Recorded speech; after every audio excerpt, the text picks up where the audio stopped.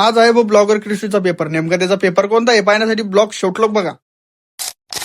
आज एवढ्या सकाळ सकाळी बिना आंघोळीचा आलो मी डायरेक्ट मशनीवाल्याकडे. मशनीवाला बी एवढा चाटा दिवऱ्याला पाहायचंच काम. मग या मशनीवाल्याला म्हणलं चला बरं, म्हणलं तेवढं ते छटाक बरं हरभरा तेवढं काढून तरी द्या. मग तो मशनीवाला म्हणे आपली मशीन चालू म्हणे 25 एकराच्या खाड्यावर, मग की जमणार नाही म्हणे. मग वेळ न करता तिथून लगेच आलो समोर आलो दुसऱ्या मशनीवाल्याजवळ आलो. मग तुम्हाला तर माहिती मित्रांनो, आता गरजही म्हणल्यावर कुठं ना कुठं जावंच लागतं आणि विचारपूस करावंच लागते. आणि आता ते तर पहिलेच बिजी दिसलं, म्हणलं आता याला विचारच काय. मग एक शब्द विचारून घेतला, येणार आहे का? ते म्हणे हाव म्हणे, परवा दिवशी येतो. म्हणलं काही विषय नाही, आता सांगितलं तर घरी येणार आहे. मग आता तिथून लगेच निघालो समोर. म्हणलं आता गाडीत की पेट्रोल नाही, आता एकदा पेट्रोल टाकून देऊ, नाही तर आपल्याला रिकामपणी लोटणंच पडत. मग असे 2-4 शब्द बोलता बोलता पंपावर आलो, पेट्रोल वगैरे रिचून दिलं. म्हणलं आज बी काही मशीन येत नाही. मग लगेच निघालो घराकडे जाण्यासाठी. घरी आलो, मस्त पैकी आंघोळ बिंगोळ झाली होती. मग ऋत्याबाई भेटला, तेव्हा म्हणे आपल्याला त्याच्या शाळेवर 10वीचे पेपर आहे. म्हणलं चाल मग लगेच निघालो शाळेवर जाण्यासाठी. मग जाता जाता रस्त्यात ते सावळीचे मित्र भेटले होते, तेव्हा म्हणे आमच्याकडे थोडा कॅमेरा कर. मग त्याच्याकडे कॅमेरा करून घेतला. तेवढ्या शाळेवर आलो, बोने बारकाले बोर भेटे याला. म्हणलं किती होते तुम्ही? ते म्हणे 9वीत. म्हणलं अरे बाप, वाटत बी नाही रे. आणि बारका तर काही कॅमेऱ्यात बोट दाखवत होतो भाऊ. आणि शाळेच्या आतमध्ये आलो होतो, इथं ऋत्याबाईला पाहिलं पोर आहे ना, त्याचा फॅन भेटला एक आणि त्याला डायरेक्ट प्रपोज करून टाकला. मग ऋत्याबाईने त्या पोराचा प्रपोज एक्सेप्ट करून टाकला, डायरेक्ट लव यू टू म्हणून टाकलं. आणि तेवढ्यात बोय मधलं नमुना आलो होतं पेपराला. माझ्याजवळ बॅग देऊन टाकली, चाल म्हणे आपल्याला रील काढायला जायचंय.